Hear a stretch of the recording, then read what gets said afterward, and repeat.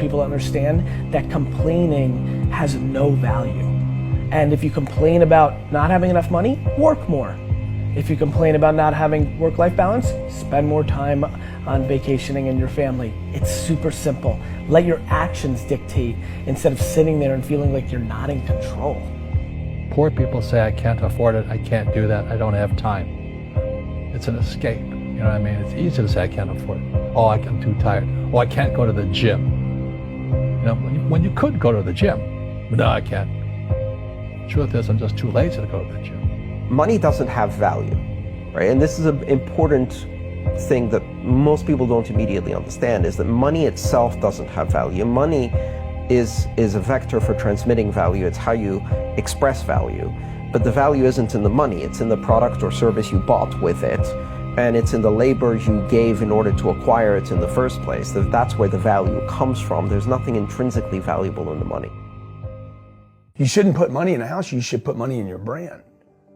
You should put money in the marketing. You should promote yourself, not put money in where you and the kids live. Right. Why is that a mistake? Because it's dead money. I mean, it can't, a house can't make you money. A house does not make you money. The only reason people think a house makes them money is they're comparing it to, if I rent, that costs me money. But, you know, if you need to go to a hospital, you don't buy the hospital. You rent a bed to get out of there as fast as you can. If you go on a trip, you go to America and you want to go to Disneyland, you don't buy the hotel, you rent a room. And nobody thinks poorly of that. They're like, yeah, I'm gonna go there, use the place and get out. That's what you should be doing with your living. Find a place where you can rent. Pay rent monthly. Don't own the house. And take all the money that you would have put in that house purchase, down payment, extra money, fixing it up. Use all that money to improve your business and yourself so that you can get more money. Right? So I see so many people here like, I'm going to invest 300,000 pounds in a house to hopefully make $30,000, 30,000 pounds. Right. I'm going to buy it for 300. Maybe I'll sell it for 600,000. I'll double my money. Fixed in one place, by the way, where no money comes to you. Money does not go to homes. Right. And that's a big thing on your career is moving locations. Yeah, I've moved 5 or 6 times. I can move another 4 or 5 times. Because people who stay in the same place get too comfortable. If you study wealthy people, they're mercurial. They're moving, they're mobile. They're not talking, Warren Buffett and Bill Gates do not talk about the home they live in. They talk about the places they're going to. They go meet money, they go meet wealth, they go meet connections. People are stunningly accepting of anything if they actually believe that's the purest form of it. I think I'd be less acceptable if I hedged. I really do. People will accept you. People accept everything. Just be you. Be you, and clearly people like react. When you're trying to fake something and you've got bad intent, well then that's visceral and we hate. But I actually think we don't give love to the person that actually knows they have it and they're trying to fake it to conform. Hence why I won't adjust to this market all the way, because I don't think I'll be respected. I know what my intent is, so why would I be scared? I want to build the biggest building in town. That's who I am. And you know how I want to do that? By building the biggest building in town. And a lot of people want to build the biggest building in town, and you know how they want to do it? By tearing everybody else's building down. Poverty is passed on. It's taught in your families. And middle class is taught in families. And so the people right now who are sitting at home, who are struggling financially or worried about money or unhappy, they may be making a lot of money, but unhappy with what they're doing, it was probably taught to you. You know, your super ego was taught, get a job, work hard, or you'll never be rich, or the rich are evil, or whatever. And until you change your mindset, Correct. Money won't help you, right? Correct. And we see that with people that win the lottery, people that make more money, they still have the same problem. Right. Because they have that poor man's soul. Correct. If you're poor, you'll always be poor. That's really hard for people to understand. Yeah, the money will disappear that fast. Just like most pro athletes, they make millions of dollars, and but 65% are bankrupt 5 years later. It's because they come from poor families. Now you tell them that, they get very angry at you. It's not, it's the rich fault. It's you guys ripped me off and government ripped me off. But unfortunately, what Mr. Lipton was saying, it's passed down genetically. That's the frightening thing. And it's interesting when you commit to something, little gifts just start automatically showing up. It's a phenomenal thing. It's happened my whole career. When I fully commit, somebody will bring me something. Okay. And then look, then keep your eyes open. And by the way, the package may come wrapped in a package you weren't thinking about. Hard work.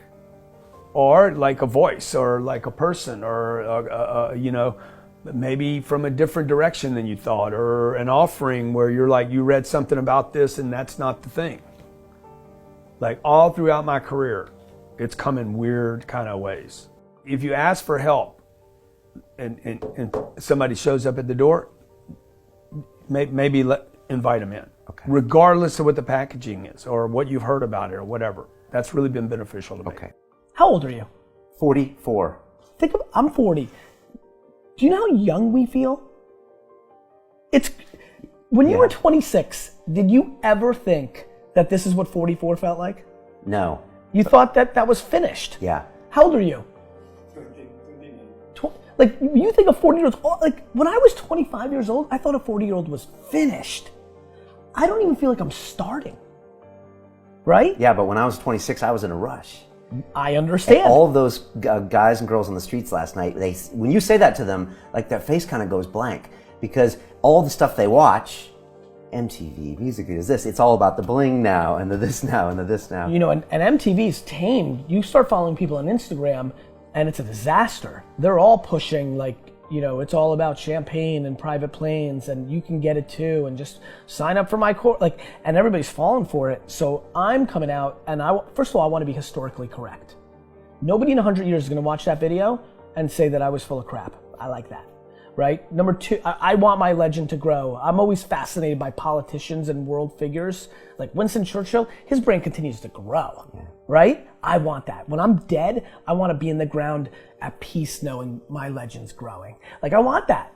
I want that in the business world. And so I'm giving real advice, and real advice looks like this. When you're 19 and you can spend 7 full years learning your craft, meeting people that are mentors, being patient, and you wake up and you're 26 years old, you have your entire life in front of you, and you've done great foundational work to go on and then be successful. You know, I have bad luck too. I've had financial crashes. I've had people stab me in the back, but they're all good because I grow from it. That's spirituality. Right. You know, people who are afraid of making mistakes, like they teach in school, they don't ever grow.